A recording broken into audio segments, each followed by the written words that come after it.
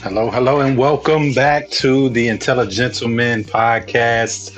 I'm your host, Milt Walker, the Intelligentleman, and today we are wrapping up our mental health series, talking about mental health as it pertains to ourselves. And then we talked about how it pertains to our relationships, and now we're going to talk about how it pertains to the community as a whole.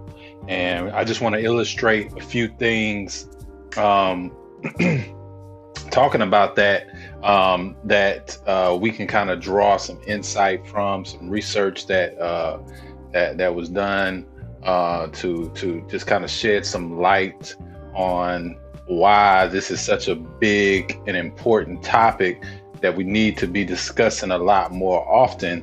And just kind of getting right into it. I just want to say thank you all for your support and everything.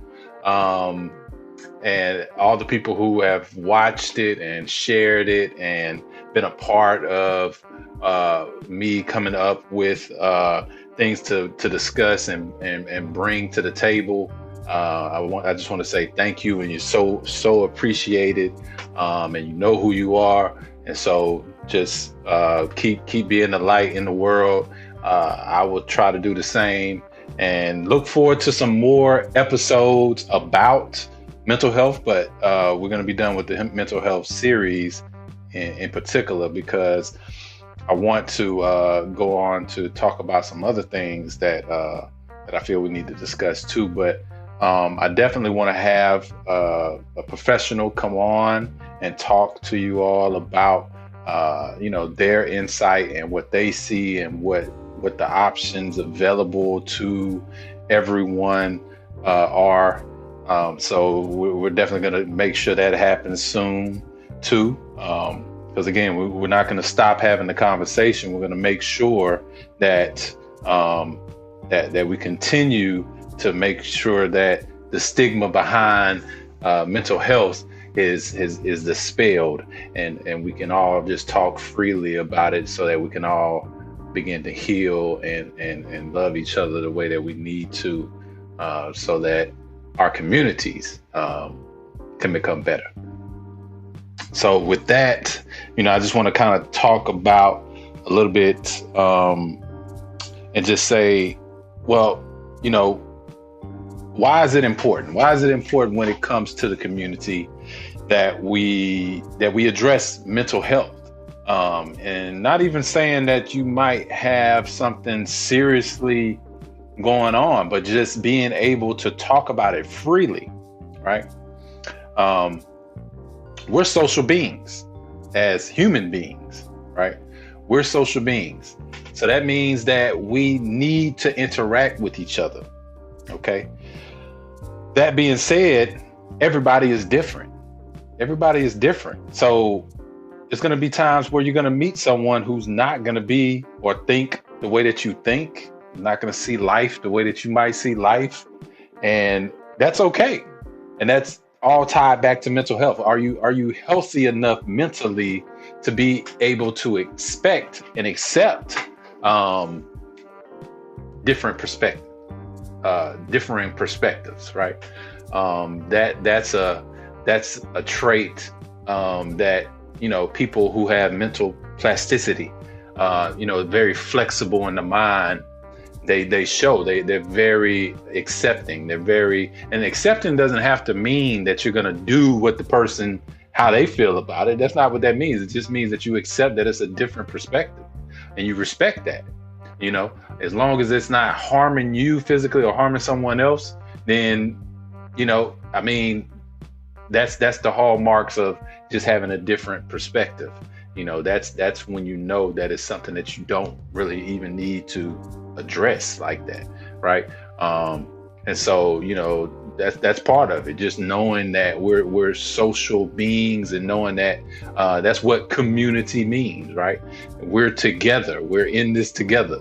That's what the community means, and it's critical for us to understand that, for us to be able to thrive together. I was watching a video earlier where the Honorable Minister Farrakhan was talking about how, crabs in a bucket mentality, right? How, when one person gets successful, or, they feel like, if they're, around other people that came from their same environment, they're going to feel like people are pulling them down, right? They feel like people are always trying to keep them down and try to keep them from elevating, right? And that could be true. But why is that, right? Why is it that a person feels like they have to keep you down, right? When you're part of the same community, it's because you have a disconnect with the community, right? And it's either on one end or the other. It's either in the community in general, there's just a disconnect, just a rampant disconnect, which is what we see a lot of times in our communities, especially talking about mental health, because when we see things, we have a tendency to be like, well, it doesn't affect me, so why would I even kind of talk about it or worry about it, right? So, that's how it comes across. Like we're not going to even say anything about it, And so with that being the case, sometimes, we generally have a tendency to just not look at other people's situation and be empathetic, right?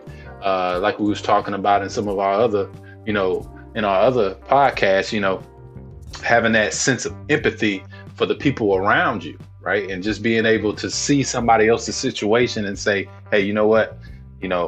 I'm not going through that, but I feel for you. And so, hey, whatever I can do to help you, I'll help. And we need to do that for each other. We need to do that for each other. We need, instead of seeing somebody, and I tell people a story a lot of times in my experience where, I was training, I got into retail, and I had told myself I would never get into retail. I had told myself I would never, ever go into the retail industry. And, of course, sometimes, life has a way of humbling you, and to say, you should never say never, right? So I got into a situation where I took up a part-time job doing retail work. And what do you know, it turned out to be a very profound experience for me, and I learned a lot of things from that. So sometimes when we're going through things, we just have to keep that mind state and know that it's not just about going through it itself. It's about what can you gain from that experience that can make you a better person. So the story that I tell people is that, and it relates directly to the community and what we were talking about specifically, is as I was transitioning, I started off part-time. I ended up getting a full-time position, moving up into a leadership position pretty quickly, in from what I gathered from what the norm is at that particular place. And so, with that being said, people started to look at me like, who does he think he is? What is he, what is he doing that, and not saying it in an inquisitive way, but saying it more so in a way that, what makes him better than me type of thing, right? What makes him better than me? Why should he be getting that, why should he be getting that training when I've been here longer, or when I've been asking them about this for a long time, and that's what we're talking about, right? That crab in the barrel mentality. Instead of us looking at that person and seeing and saying, well, what is that person doing to get to there?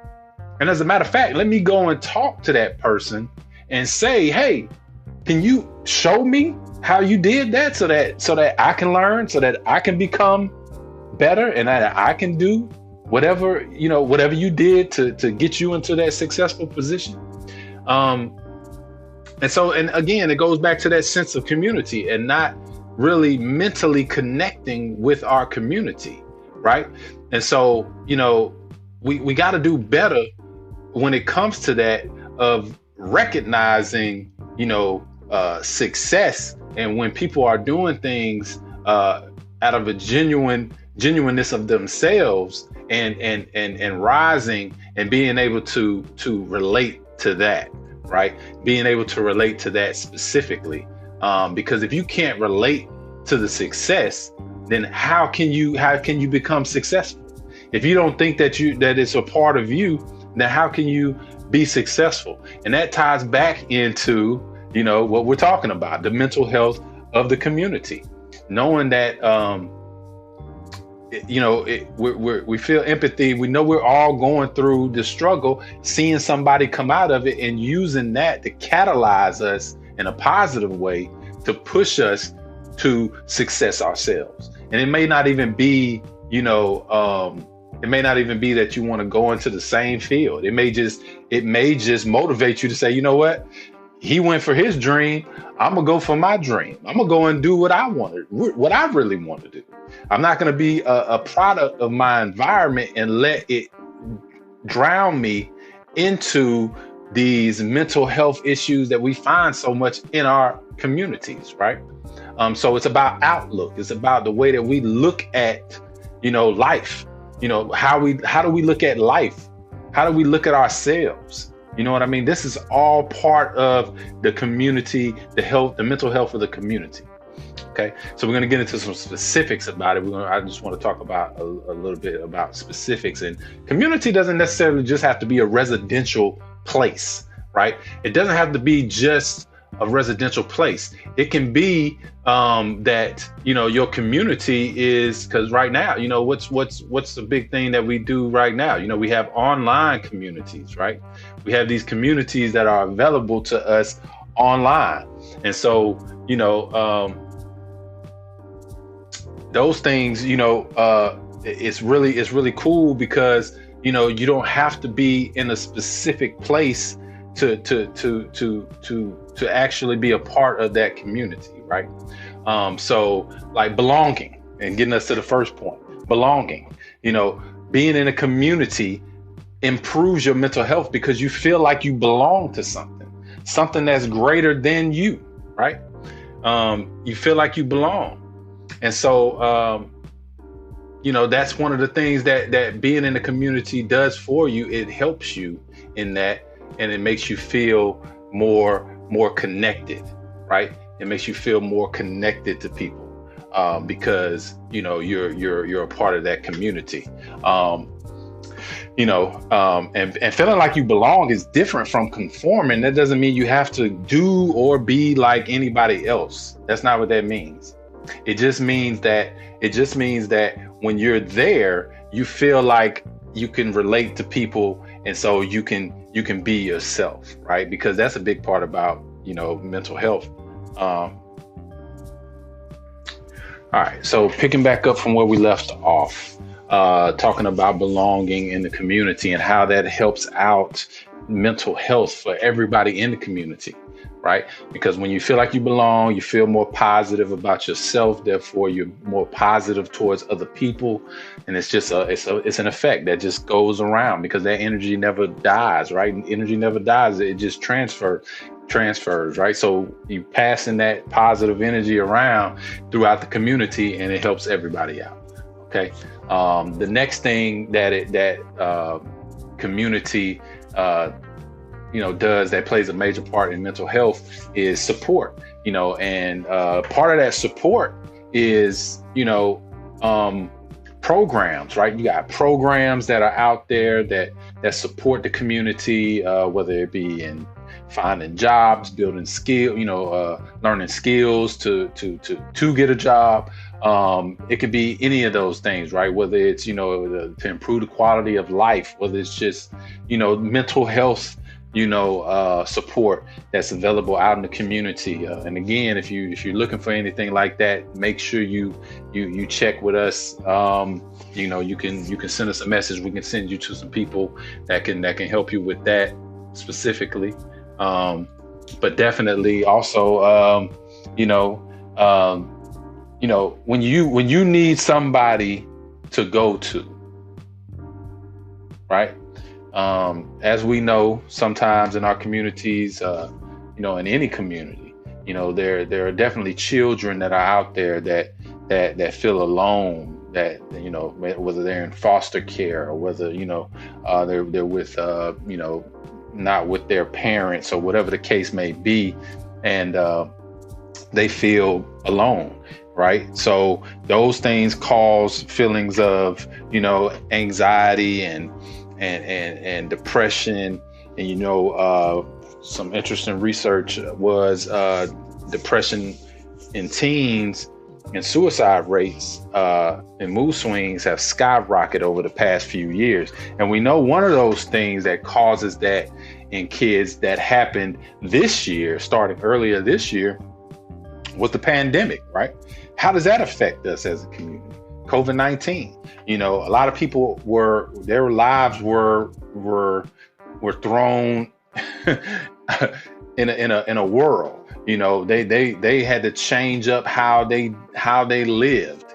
They had to look at things a totally different way, where, and we know that as, people, sometimes we have a hard time with change, and that can be something that causes those mental health issues, right? Because they cause you to feel, depressed, or they feel or cause you to feel disconnected with your community or with your people.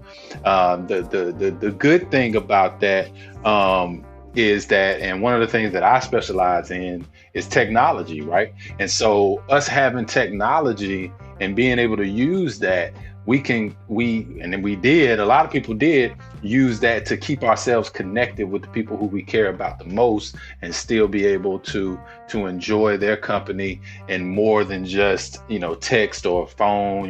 We use video chats and everything to make sure that we still feel as close as possible without putting anybody in danger. And so, whether it's you're trying to go out, going out into to the grocery store is an anxious activity, right? It makes you feel very anxious because, hey, what if somebody in there has got it? What if they're not wearing a mask? What if they're not practicing social distancing? What if they are just, reckless, and they have a vendetta that they got against, everybody, anybody? What if they are, just all these thoughts can go through your mind and cause you to feel that anxiety that can lead to deeper things. But it's definitely something we have to consider. And again, going back to one of my other podcasts that I did about connection, once you feel connected to your community and you feel connected to people, you feel connected as human beings, then you start to consider human beings. You start to consider how they feel about something. I may not be so, prone to getting, COVID-19, but the next person might, or that person might be, that person might not show any symptoms, and so they might pass it on without even knowing it. So why would it be a something for us to look at as not, as bad for us to do, just to wear a mask, even if you don't feel sick, right? Why is that such a bad thing? People, look at things because of how they feel on the inside, right? And if you feel like somebody is trying to do something to you, then a lot of times if somebody asks you to do something, you're gonna rebel against that, because you feel like somebody trying to control you, or you don't want to be controlled, right? But not looking at the bigger picture. And again, we did another podcast about that, about spirit and ego, right? Being self-centered versus being community-centered, being selfless. You know what I mean? So when you're looking at it from that perspective, you're looking at it, well, hey, it's nothing for me to wear this mask for this few minutes that I'm gonna be in the store. I'm not trying to be in here that long anyway. I don't know about y'all, but I know me. I ain't trying to be in there that long anyway, so I ain't really trying to go through all that. So that's how I work. I want to get in and I want to get out. So if I'm going through there with the mask, it don't bother me, because I'm coming in and I'm going out. I do that I was doing that before then, so it wasn't nothing different for me. So, but when it comes to, being considerate of other people, and being aware of the community, right? Putting undue stress. I know plenty of people have seen these videos online that where people just go crazy about either wearing a mask or because somebody is not wearing a mask, right? And so when that happens, it's something that's causing that. It's something mentally that they feel, whether they feel threatened, but it's causing mental anguish. You know what I'm saying? So when that happens, you need to ask yourself, okay, is it worth causing another person pain when this could protect me and other people? And of course, people will say, well, masks don't really do too much against a virus, and it doesn't do anything against a virus, and that's not what it's trying. That's not the point. The point is not can the virus go through the mask. The virus is not traveling outside of bodily fluids. It's not just traveling in the air, so it's not going to go through the mask unless it's attached to something else, which in this case, respiratory molecules, which is water, mostly water. It's mostly water. And those molecules are big enough to get caught by the mask. So if anybody's kind of just wondering why that is a thing, that is why, because the science behind it says that it could slow it down. If it doesn't stop it completely, it'll slow it down. Okay, so that's how that works, because the molecule is the virus is smaller, right? But that's not how it's traveling. It's traveling inside of a molecule of, like I said, mostly water. And so that molecule is what actually gets caught into the mask. Okay, that's why when you breathe into the mask you can feel, or anything, like you breathe when it's cold outside, you see droplets, right? You see the droplets, right? If it was so small that you couldn't see it, then you wouldn't see that. You understand what I'm saying? So that tells you right there that inside of those droplets, that's where the virus would be living, and that's where the virus would be living, and that's how it would get transmitted. But I'm not going to spend too much time on that, because I know everybody has their opinion about what's going on with that. So but I just wanted to lay out the science as to why that would be something that, as a community, we could address and we can look at as something that could help people in that. That's why they wear them in the doctor's office. You know what I mean? And of course, theirs are a lot more. They filter out a lot more particulates. But if we're talking about the big particulates that where things like that kind of get passed around, then it's sufficient for that specifically. Okay. So support, right? So having support from the community, having support from people, knowing that when you see, I've heard people say this, when they see somebody walking in the store with a mask, they feel relief because they know that person is considering them. They're considering other people in their community. You understand what I'm saying? So these things have a psychological effect on us. So you have to think about that. You have to keep that in mind. You have to pay attention to that, right? Also, one of the things that I wanted to talk about is, just like the social issues that's been going on this year, and just in general, that for our community specifically, being Black in America, that's anxiety within itself.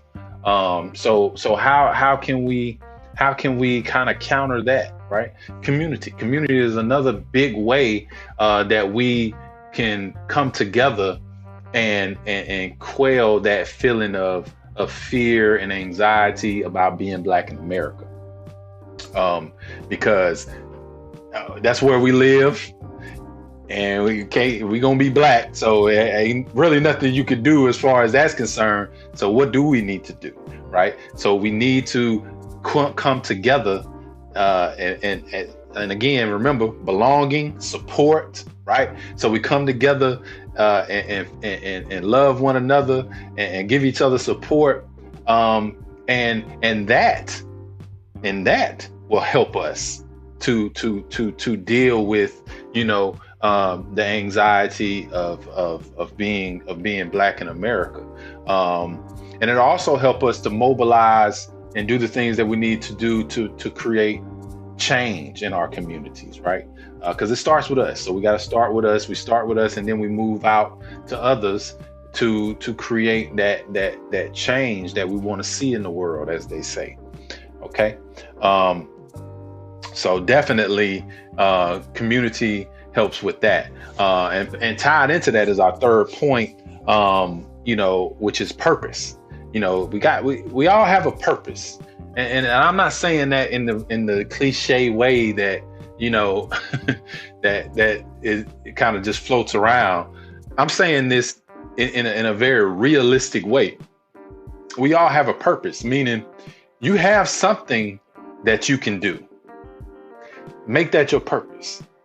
Even if it's, me, I keep mine very general, but I lean towards certain things, and I explain what I mean. My purpose is to help people. That's the generalization of it. I love to help people, right? And so knowing that I'm helping someone actually gives me purpose, right? But I love technology. So I love using technology to help people, right? That's one of the things that I love about technology is it gives me the ability to help people, and it gives me the ability to help a lot of people, So, that's one of those things for me that gives me purpose. It looks like it might be getting some lag again here pretty soon. But, with that being said, with your community and your purpose, you find relief, right? You find relief. You find that support. You find that relief, knowing that people are going to be there for you, whatever you go through.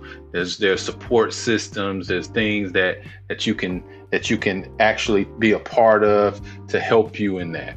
Okay. And how do you find? I'm gonna keep this one short because I'm having some network issues and I don't want to kind of overdo it. But and how do you keep yourself? How do you find these communities, right? How do you find these communities? How do you find these things so that people can actually help you, right?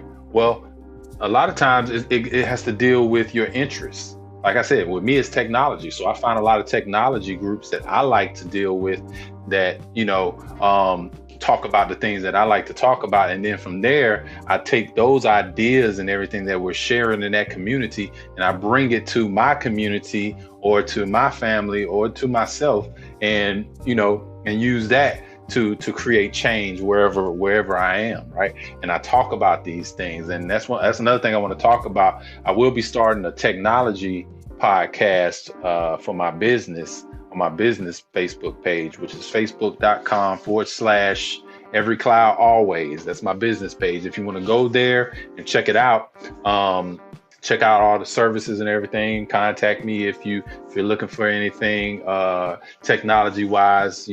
I can help you. But I'm going to start a podcast talking about technology in the community, starting here pretty soon, probably at the beginning of the year. But definitely, you want to look into your interests. What are you interested in?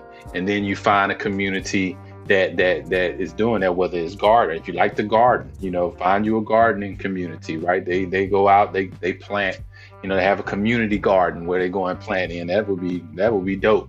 I think everywhere, every community should have something like that, because in every community you got people like that who want to do that.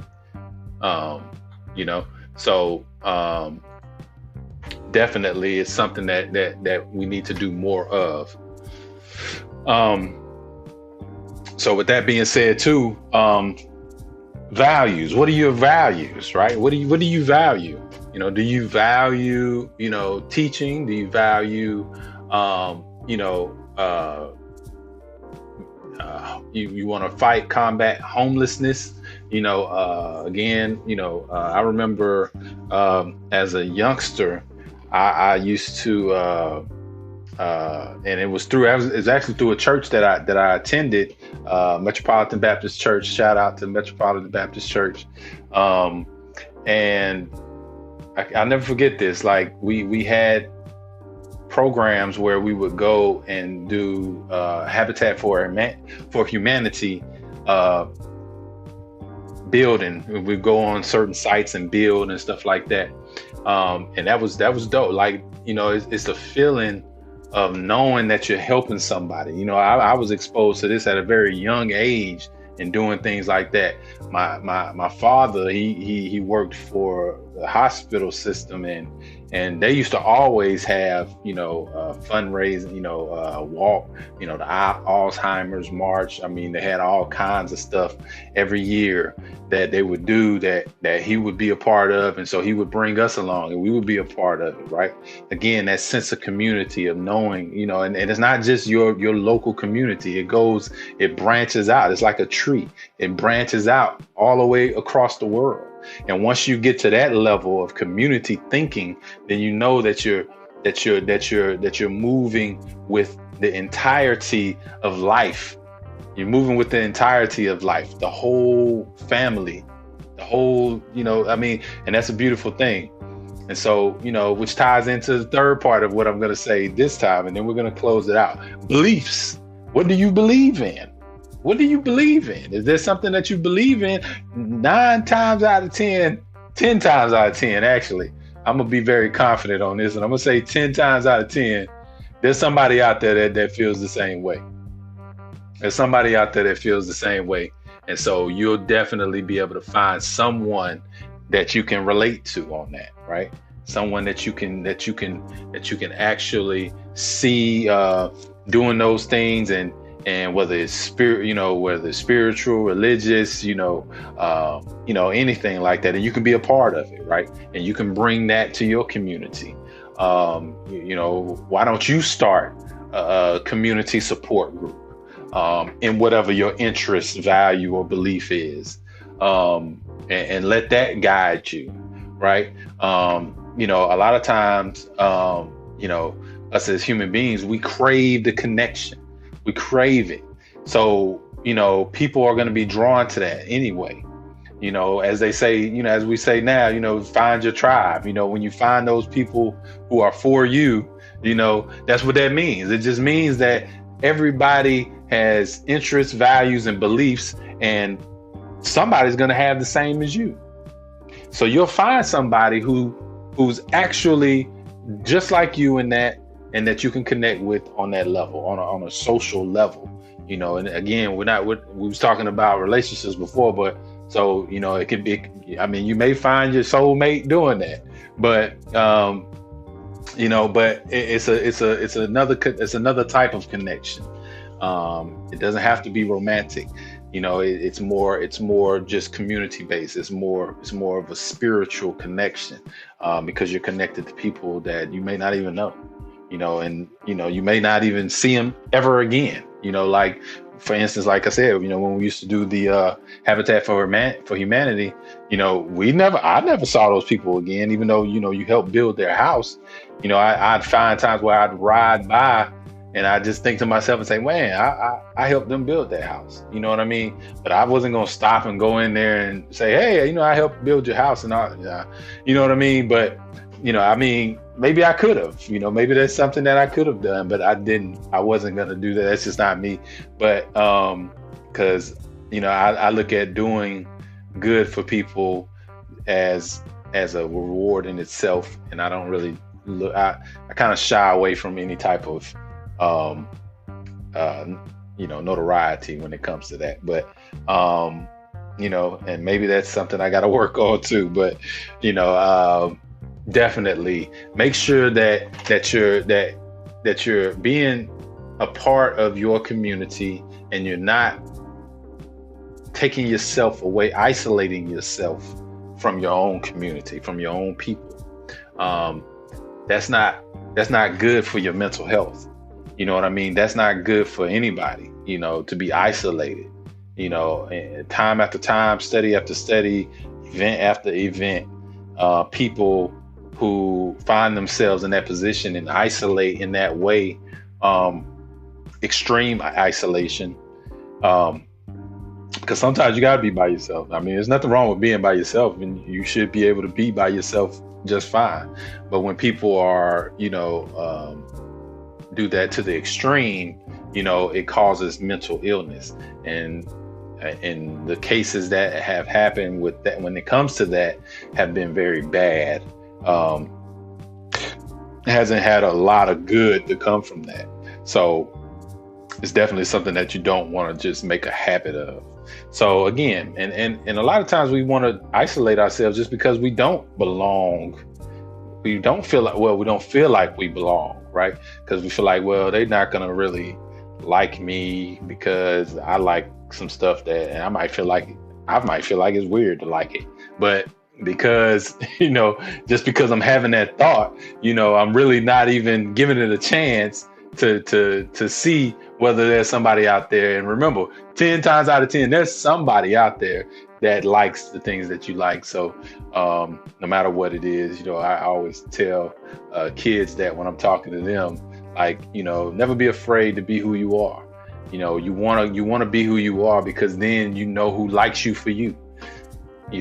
I mean, they're going to like you for who you are, not for what you can be for them, but for who you are. So that's the show for today. And thank you all for listening and joining. Sorry about the issues. If it keeps up, I'm probably gonna have to call my internet service provider and see what's going on with that. But for now, I appreciate everything and everyone for tuning in and being a part and supporting as a community, the Intelligentleman community, for supporting me and this podcast. And again, this is something I just do. I don't try to do it, for anything. I just try to do it just to have my voice, just to speak my truths and try to give information to help someone. Even if I could just help one person, that's good for me. So thank you, and I apologize for the interruptions, but thank you again, and we'll see you on the next one. Okay, y'all.